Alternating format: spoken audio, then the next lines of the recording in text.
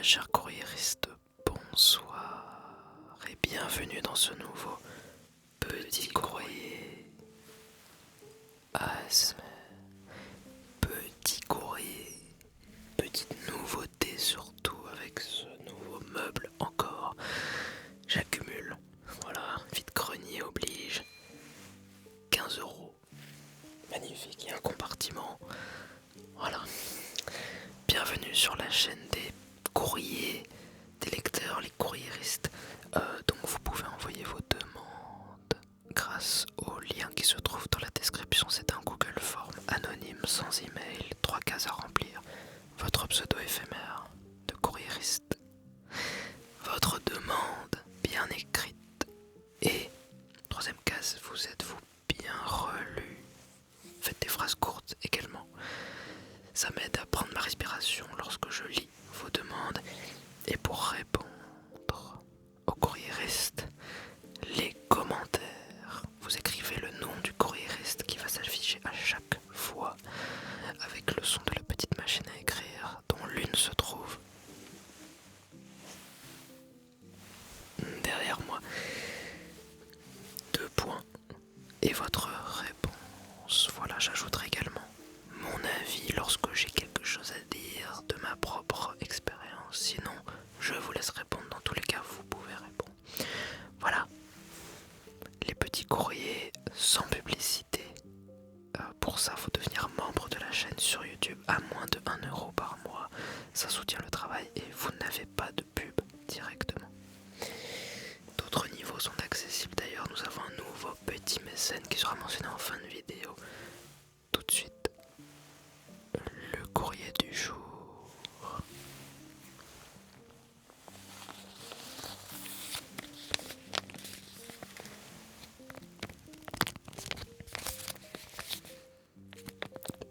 Petit courrier ASMR.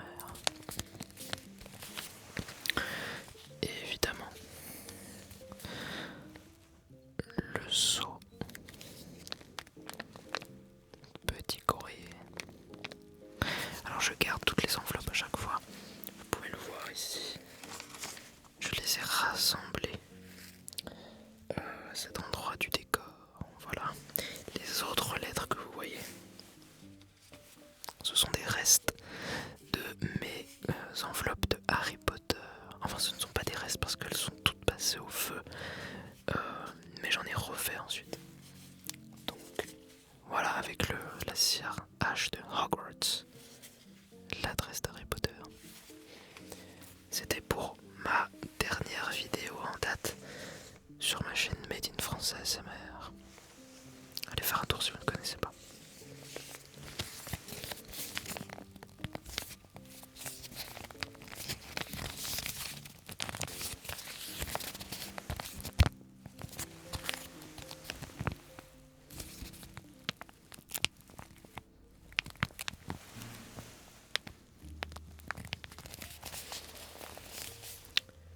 Ouverture du petit courrier du jour.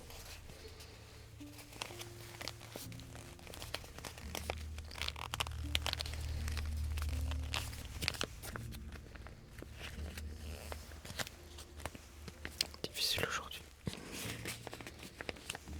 Il y a des jours où c'est facile, des jours moins. Des jours où ça casse tout seul.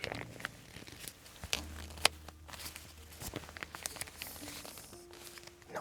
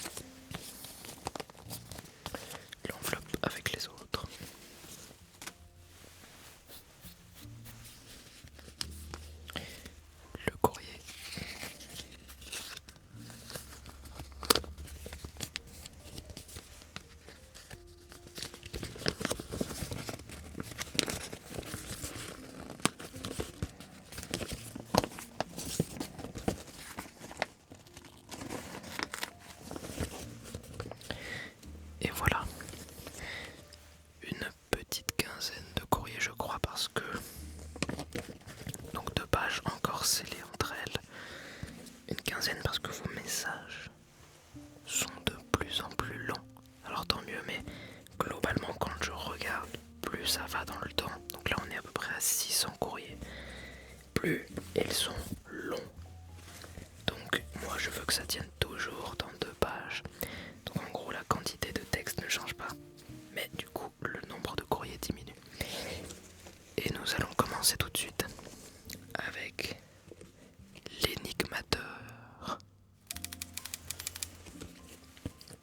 Comme ça, vous pourrez commencer par sa petite énigme et vous aurez le temps de cogiter pendant la suite. Voilà, ce ne sera pas en plein milieu du courrier. Ça pourrait, mais là ça change. Cher membre du PC, voyant que ma dernière énigme n'a pas eu le succès attendu, je vais donc réduire la difficulté en conséquence. Et donc, notre cher énigmateur a répondu dans les commentaires. La réponse à l'énigme du courrier précédent était la vie. Voilà. Voici donc une énigme pour les plus friands d'entre vous. Je me présente souvent dans des teintes de blanc ou de jaune. Ma forme peut être ronde ou carrée, selon l'endroit où l'on me trouve. Les enfants me chérissent pour leur jeu créatif et les adultes me préfèrent pour préparer de délicieux plats. Qui suis-je? Bien à vous l'énigmateur. Bon alors là pour le coup je pense que c'est assez facile. Je vais donc me risquer à répondre un œuf.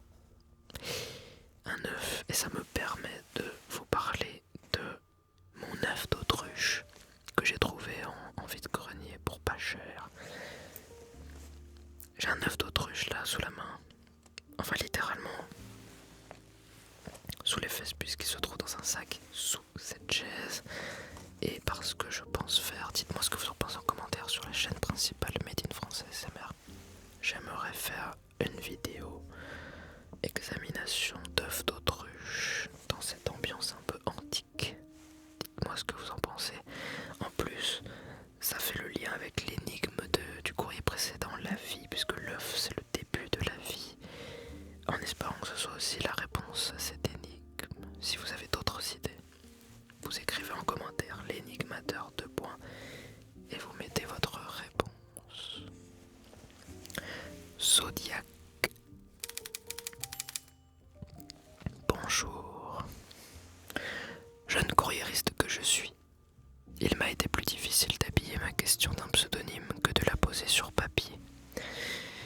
Quelque temps ont passé depuis l'heure où j'ai entamé mes pérégrinations dites intellectuelles. J'écris depuis mes 14 printemps, et voilà que je pense au jour où viendra mon équinoxe d'été. Les rides encore assez jolies pour être dessinées, mais plus la fougue nécessaire pour entamer un nouveau projet de vie. Je n'ai guère d'âge cible en tête. Je crois que ces ressentis sont avant tout personnels. Néanmoins, à l'aube de mes vieilles années, je ferai le bilan sur toutes les choses que j'ai accomplies. En contrepartie, bien sûr, j'apporterai le poids de mes échecs. À la fin, de quel côté la balance penchera-t-elle le plus? Serai-je accompli parce qu'on aura, un soir d'hiver lors d'une réception mondaine, vanté les mérites de mes travaux? Ou serai-je accompli parce que j'aurai cerné dans les yeux de ma tendre épouse la fierté qu'elle m'a toujours témoignée? Dans les 2 cas, cela suffit-il? Et si la réponse ne venait tout simplement pas de soi-même? Un regard dans le miroir, un mot avant de s'endormir, un encouragement avant une intervention publique. Ouvrez les guillemets, je suis fier de moi, j'ai accompli tout cela grâce à moi-même. Fermez les guillemets. À partir de quand est-on accompli dans la vie? Accomplissons la tâche qu'est de répondre à cette question, ce sera déjà très bien. Alors, notre cher Zodiac, c'est une question que j'aime bien parce que il rejoint des choses qu'on a déjà parlé dans ce petit courrier.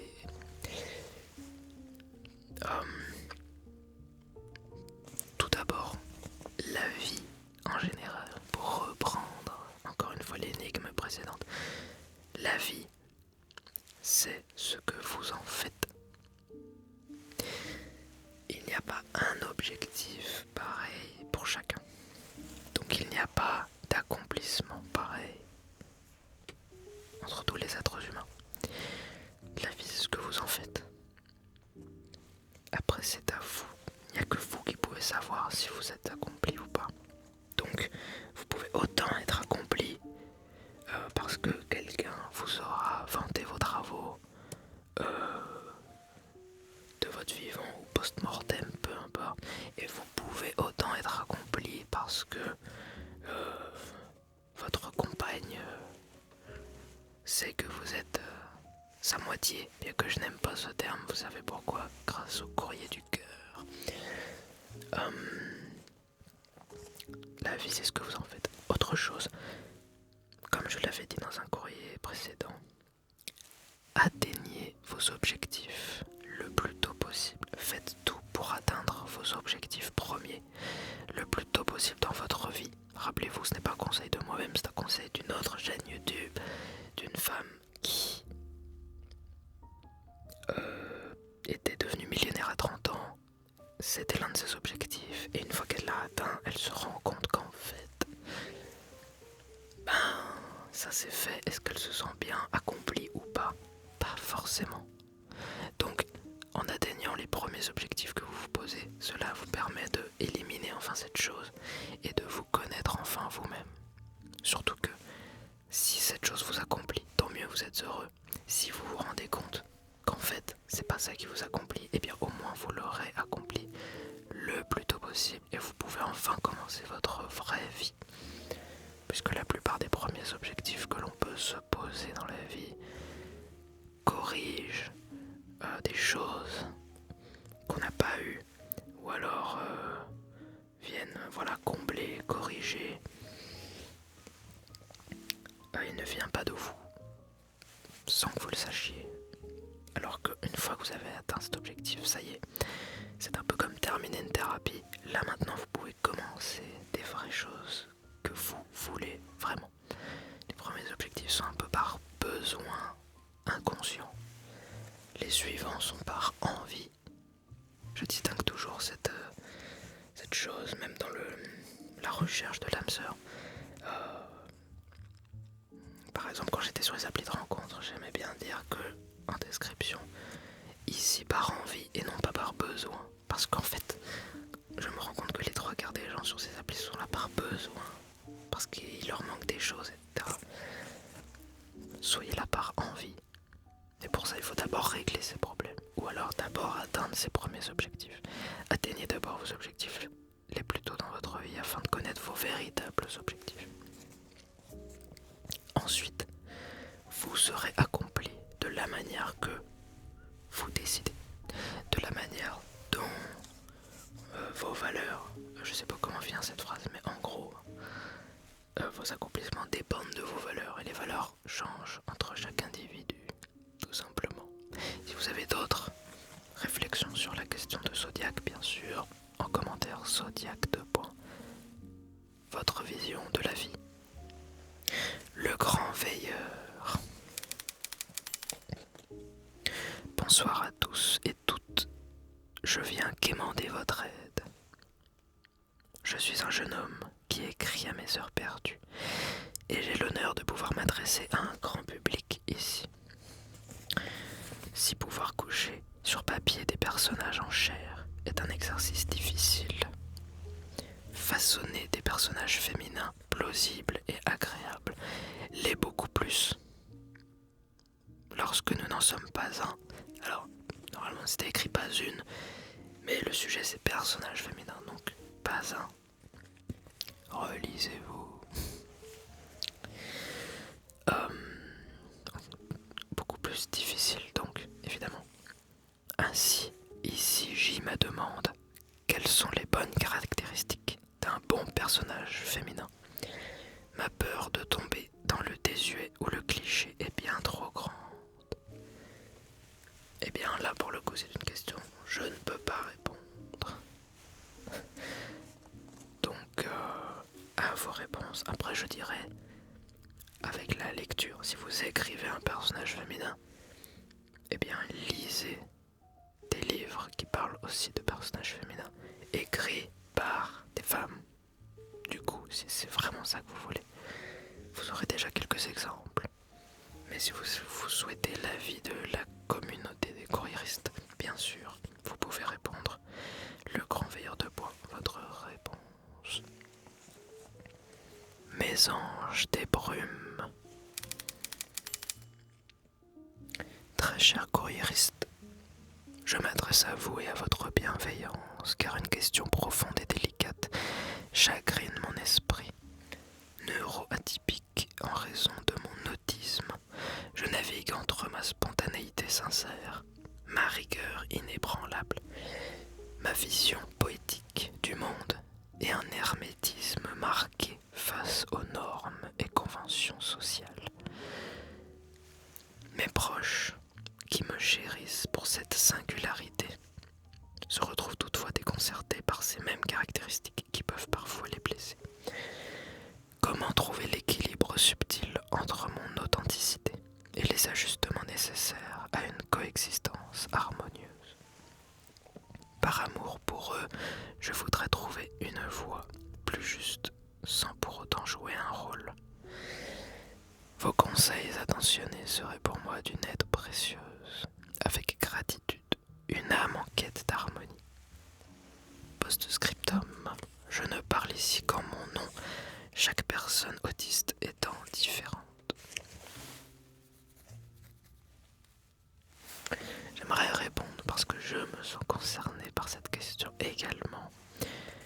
Je me retrouve en tout cas pas mal dans ce courrier. Et je crois que je me suis posé les mêmes questions dans ma vie. Les verres d'eau, la théorie des verres d'eau, déjà d'une part. Aimez-vous vous-même, voilà. Pour l'instant, mettez les proches, les autres hors de l'équation. Aimez-vous vous-même, donc faites ce qu'il faut pour vous aimer vous-même, par vous-même. N'allez pas pomper l'eau des autres. Cultivez-la vous-même avec vos activités, vos passions et autres moyens de remplir son verre d'eau. Il y en a plein. Et ils sont propres à chacun, évidemment.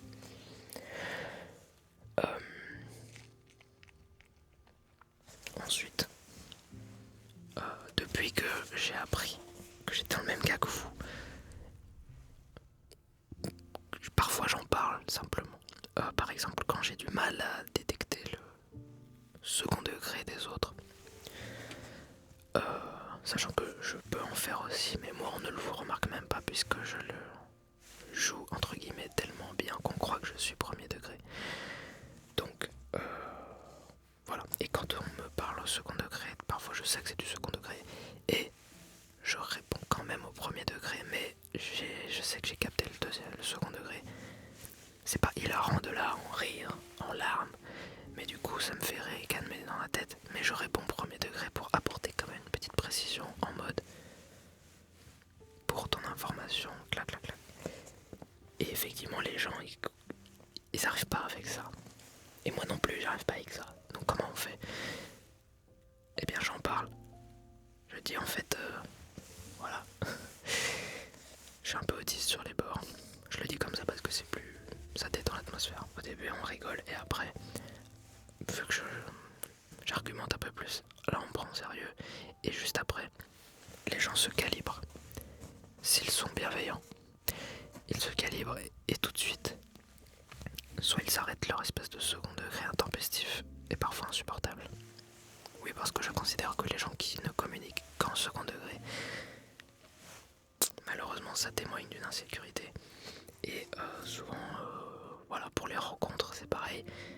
Il y a beaucoup de femmes par exemple qui disent je ne communique qu'en second degré et tout. Pour moi c'est toxique, tout simplement. Voilà. Si à un moment tu ne sais pas parler en premier degré, c'est qu'il y a des choses qui ne sont pas claires encore au fond. Donc ça c'est à régler. Et j'ai été dans ce cas-là. Hein. Ce que je viens de dire sur ces dames-là, je l'ai été avant. Mais j'ai réglé ce problème. Bref. Voilà, on va dire que ça c'était mon conseil, surtout sur le second degré des gens. Voilà, donc surtout ne changez pas pour les autres. Ne jouez pas un rôle. Ne vous calibrez pas. Et puis de manière générale, les gens s'en foutent des autres en fait. Chaque personne est concentrée sur sa petite personne. Donc même si vous faites un truc bizarre ou quoi, tant pis. Et autre chose encore, il y a 7 milliards d'êtres humains sur Terre, peut-être 8. Vous ne pouvez pas avoir 8 milliards d'êtres humains qui vous aiment bien. Dans tous les cas, c'est impossible. Donc à partir du moment où vous acceptez qu'il y a forcément un pourcentage de gens qui ne vous aimeront pas, il est inutile de jouer un rôle pour essayer de plaire à tout le monde, hein, tout simplement. Voilà, donc raison de plus pour rester vous-même. Quitte à ce qu'il y ait un pourcentage et que ça dérange, et c'est tant pis, et c'est tant mieux. Parce que vous ne voulez pas vous attirer les sympathies de quelqu'un qui... Enfin, vous ne voulez pas que quelqu'un vous aime pour ce que vous n'êtes pas. Donc soyez vous-même tout simplement. Et ceux qui n'aiment pas ce que vous êtes réellement, eh bien n'ont rien à faire dans votre vie, tout simplement. Donc autant montrer le plus tôt possible qui vous êtes réellement. Autiste ou pas, peu importe. Et voilà, il faut simplement accepter que d'autres ne vous aimeront pas quoi qu'il arrive. C'est mathématique, littéralement. C'est statistique. Si vous avez d'autres points à apporter, évidemment les commentaires. À toi dans 10 ans. Chers lecteurs, lectrices, courriéristes, parmi les plus sportifs d'entre vous, puis-je recevoir quelques bons et utiles conseils quant à mon envie débordante et ambitieuse de vivre de ma passion qu'est le football. Alors là, je n'ai aucun conseil personnellement à donner, je ne regarde pas, je ne joue pas, je ne m'intéresse pas au football. Donc ceux qui ont des conseils à apporter, les commentaires. Le dormeur endormi. Bonjour amis et amis courriéristes. Je me pose depuis un moment déjà une question qui me ronge l'esprit. En effet, on me dit souvent que je devrais avoir un peu plus d'estime de moi-même. Ma question est la suivante.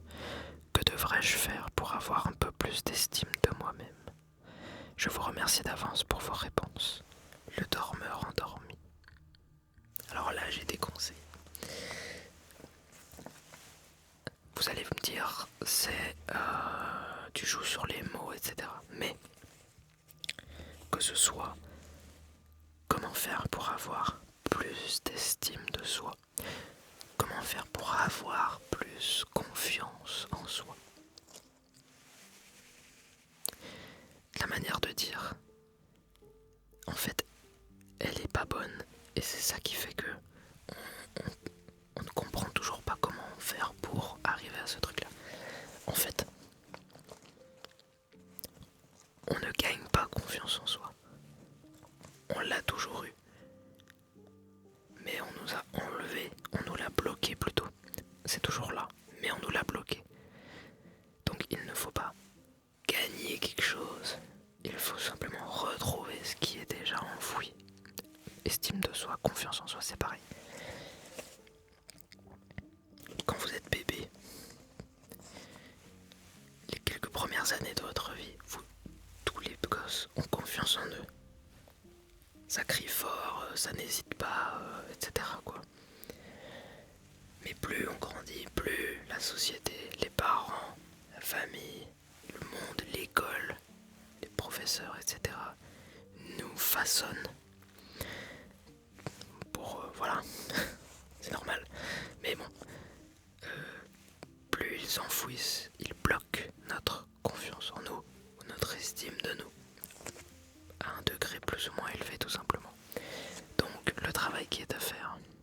ce n'est pas de gagner avec des techniques et des entraînements pour acquérir quelque chose en plus, confiance ou estime.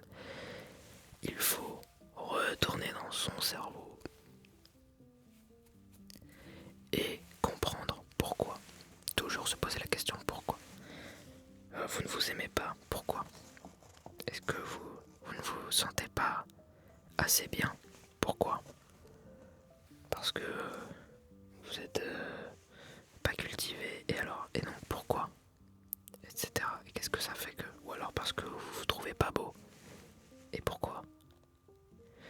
Parce que voilà, est-ce que ça veut dire que vous méritez qu'on ne vous aime pas, etc.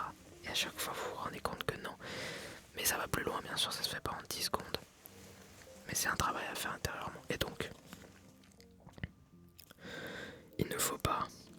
En fait, il faut retrouver en enlevant les blocages que la société vous a... La société, les parents, etc. vous ont mis. Est-ce que vous êtes capable de crier dans un lieu public, là, en sortant de chez vous? Dans le métro, je ne sais quoi. Non. Enfin, la plupart des gens ne le feront jamais. Oh. Les gens vont me regarder, vont me juger, etc. Est-ce que vous allez mourir? Non. Alors que quand vous êtes bébé, vous pouvez crier, vous n'en avez rien à foutre parce que on vous a pas dit que non, il faut pas faire de bruit, ceci, cela. Voilà, regardez Julien Blanc. Julien Blanc, c'est en anglais. Si vous parlez l'anglais, regardez-le. Il fait ce travail-là avec des gens en direct, en live. C'est pas du visio, je ne sais quoi. Et tout ce que je viens de dire, il le dit. Donc là, je vous ai fait une petite version française très raccourcie. Mais en gros, c'est ça. Et il arrive à faire crier des gens dans une salle avec un public. Des gens qui n'ont pas confiance en eux. Voilà. Donc, il faut retrouver les choses. Il faut vous dire pourquoi est-ce que vous vous sentez nul ou quoi. Et est-ce que ces raisons-là sont légitimes, pertinentes? Est-ce que si vous allez à l'encontre de ces pensées-là, vous allez mourir? Non. Au contraire. Est-ce que vous allez vous dire, ouais, mais si je change du jour au lendemain, les gens ils vont me juger encore? C'est encore un problème de jugement des autres. Bien sûr, c'est un travail long. Ça prend des années. Mais il faut faire ce travail. Il faut, quand on a 2 minutes, quand on a 5 minutes ou 10 minutes ou 1 heure, il faut pas se noyer son esprit dans des séries ou jeux Netflix ou je ne sais quoi. Il faut profiter de ce temps pour méditer. Et pas méditer dans le sens faire le vide, se concentrer sur sa respiration. Et à chaque fois qu'on a une pensée, on essaie de l'écarter pour machin.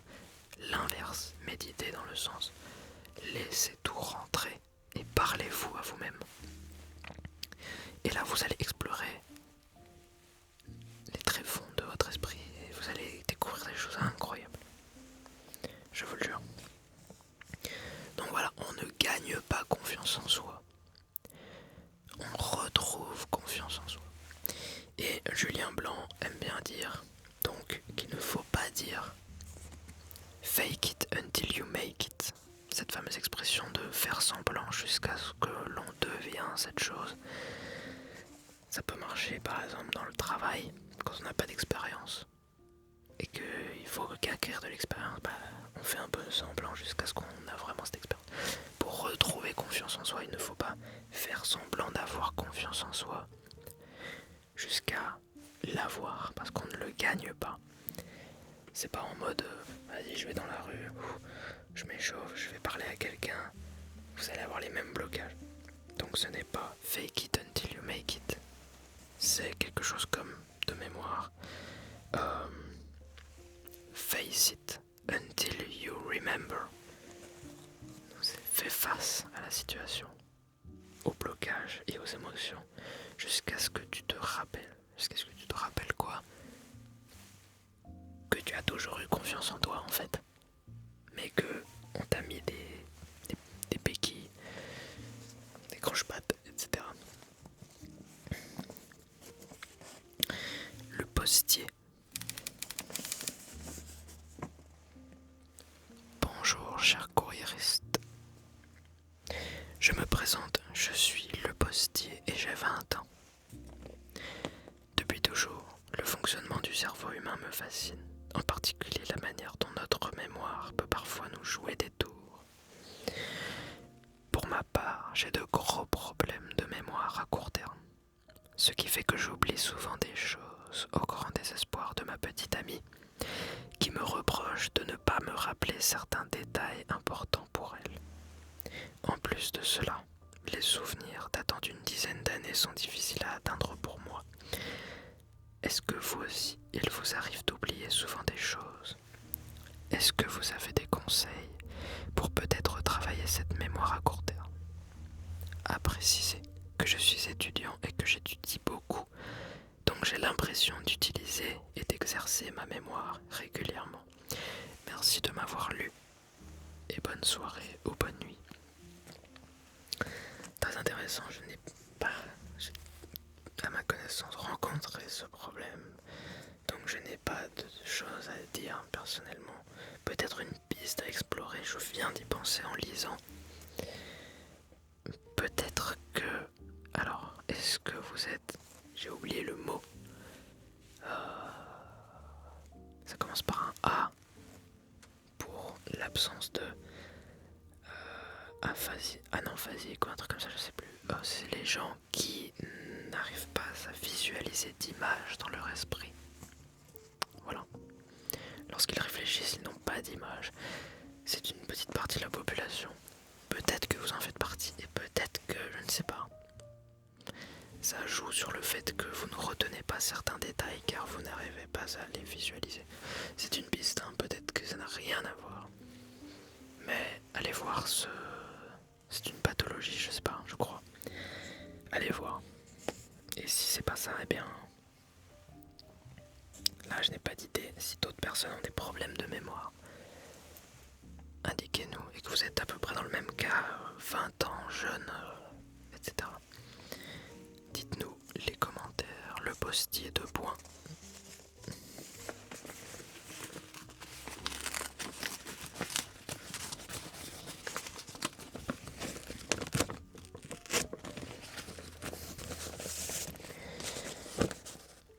Sillage de l'aube.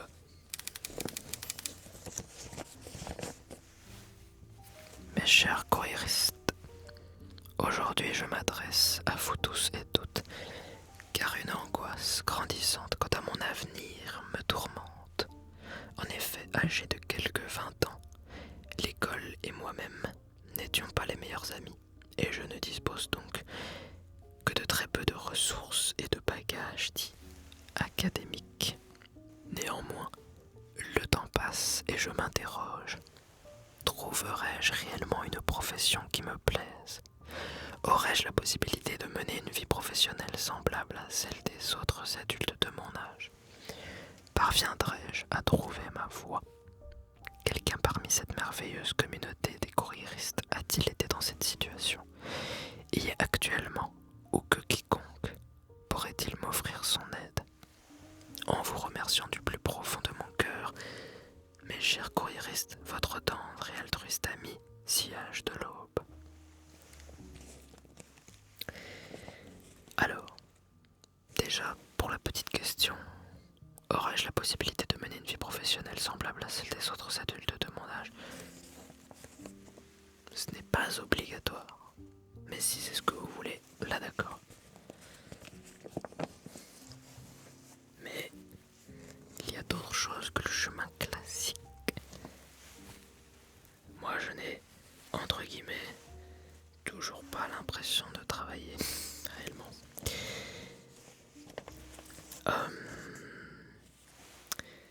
Explorez vos passions. Si vous n'avez pas de vraie passion, explorez les choses que vous aimez, que vous consommez au quotidien. Et demandez-vous, est-ce que ça ne vous intéresserait pas peut-être plus d'explorer cette chose-là plus en profondeur et de devenir un acteur de la fabrication, de la production de cette chose que vous consommez? Par exemple, je ne sais pas, si vous aimez les films et les séries et que ça vous intéresse vraiment beaucoup de voir comment ils sont fabriqués à travers les making-of, peut-être voudriez-vous travailler dans le cinéma ou au moins explorer cet univers-là, et peut-être vous vous rendrez compte que, parce qu'il existe des milliers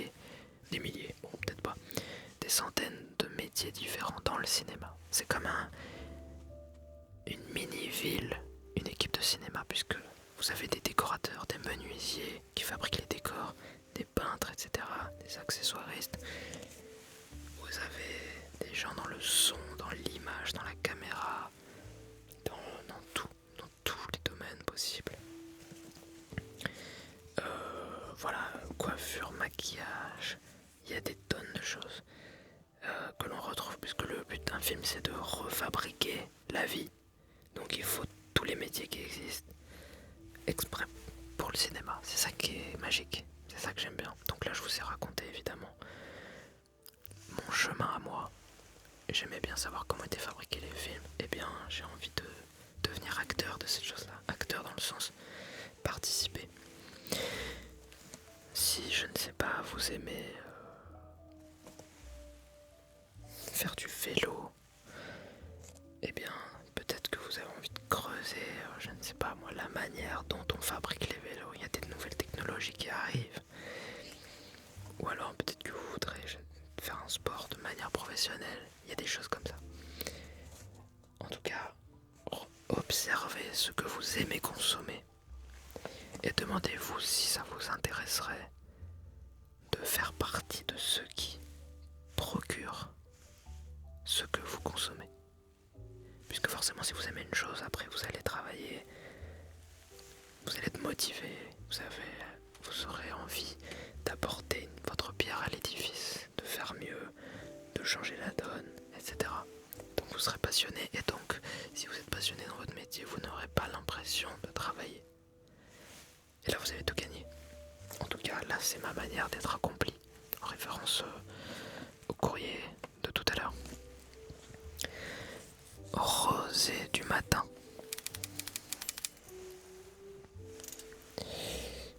Bonsoir mes chers amis.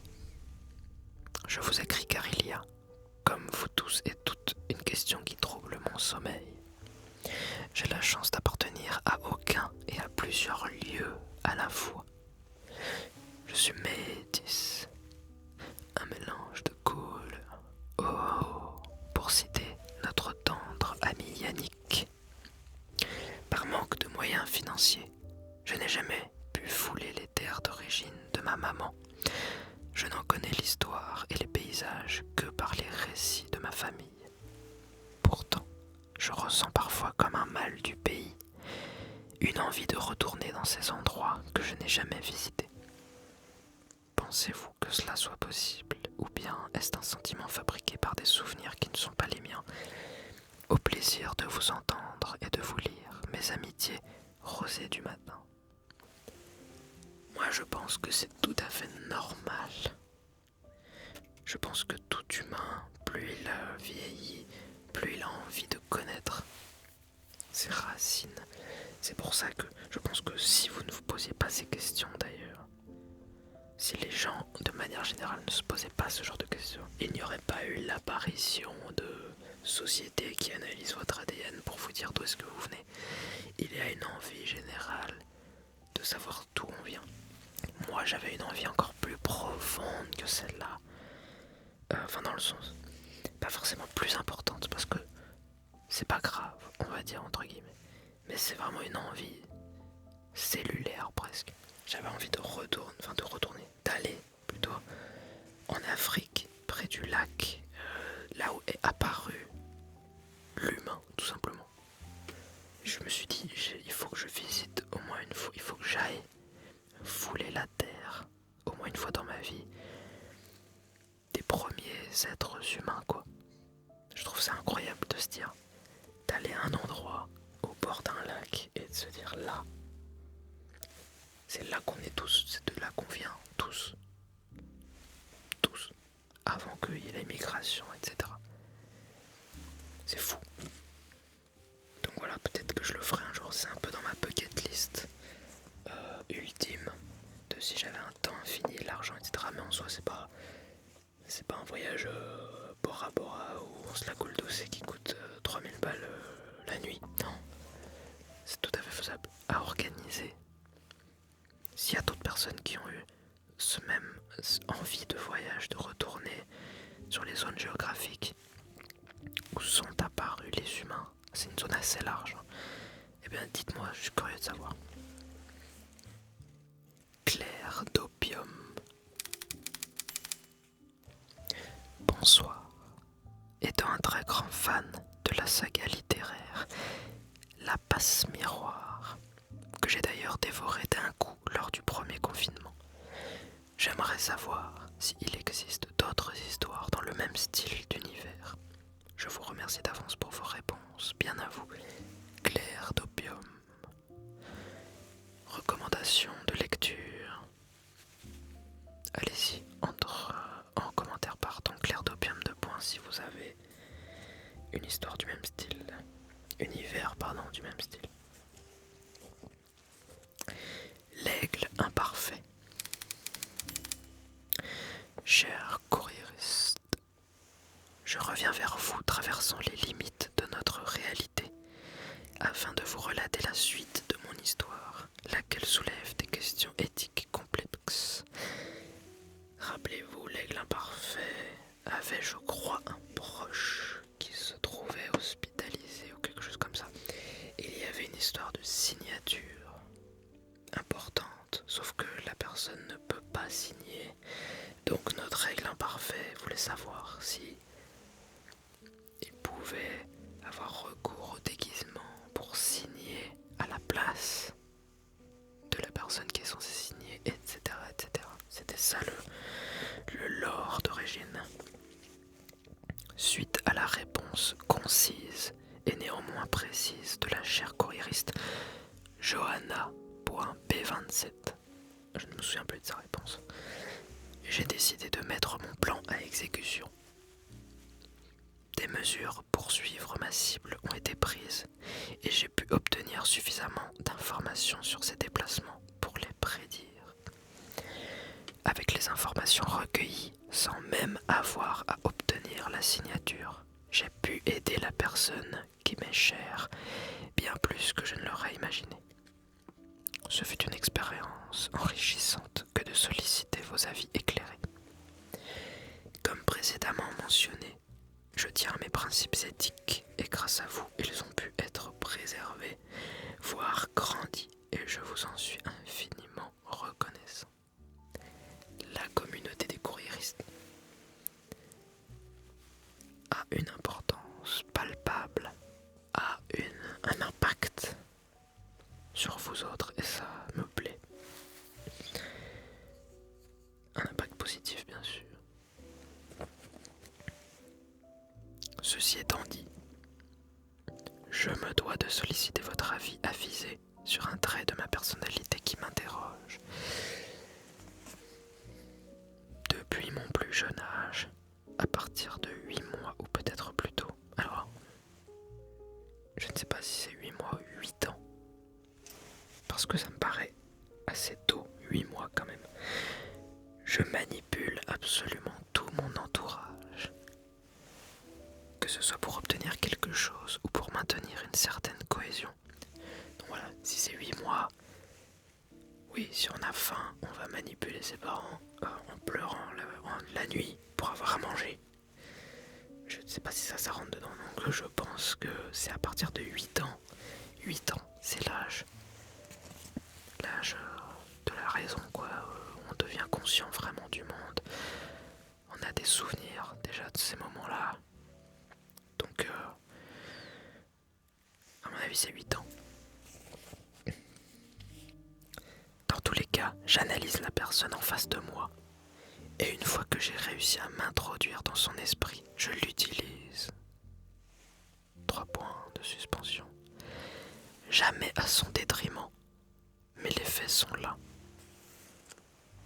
Je m'interroge pour savoir si cela est normal. Dois-je me remettre en question? Encore une fois, merci pour votre attention, cher courriériste. Veuillez agréer l'expression de mes sincères amitiés. C'est assez dur de répondre, cependant, puisque j'ai toujours un petit truc à dire. Moi, je réponds à la question, dois-je me remettre en question? Oui, dans le sens où tout le monde doit se remettre en question. Parce que se remettre en question ne signifie pas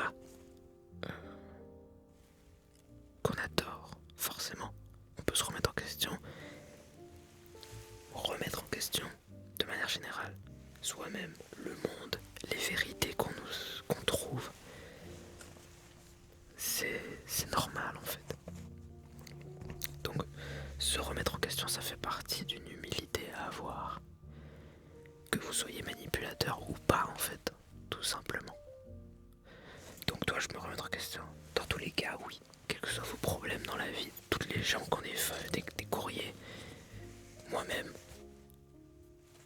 nous devons de nous remettre en question. C'est comme ça qu'on avance dans la vie. Les gens qui ne se remettent pas en question sont ceux qui finissent vieux cons. Et encore. Même eux ont pu se remettre en question et se dire ouais non, j'ai pas envie de changer d'avis. Et finir vieux con quand même. Mais bref, au moins ils se seront remis en question. Donc, pour cette petite question, voilà, ça c'était mon avis personnel. Après, pour cette histoire de manipulation, ah là là, je ne sais pas quoi dire. Ça sonne pas bien dans nos têtes, mais je ne sais pas comment faire. Déjà, le fait que vous en parliez en courrier, etc. Et vous parlez quand même d'une éthique que vous souhaitez préserver, etc. Donc du coup, maintenant, on ne sait plus si on doit vous croire ou pas. Est-ce que vous avez vraiment pu aider cette personne? J'ai pas envie de remettre en question votre parole. Je préfère me remettre en question moi que la parole des autres. Mais là, je ne sais plus. Je ne sais plus quoi dire. Donc je vais laisser nos chers courriéristes répondre. Et voilà. C'est la fin de ce petit courrier. J'espère que vous avez apprécié. Désolé, je parle un peu vite parce que il y avait beaucoup de choses et j'avais peur de faire encore une vidéo de 3 heures. Donc, j'espère que vous avez apprécié ce nouvel épisode. N'hésitez pas à envoyer vos demandes, la question qui vous empêche de vous endormir avec le lien. Si vous voulez les pubs, les vidéos sans pub, non justement, pas de pub. Pour moins d'1 € par mois, vous pouvez devenir membre premium avec d'autres petits avantages, allez voir. Et nous accueillons notre nouveau membre, petit mécène, Alpha. Bienvenue Alpha, et merci du soutien.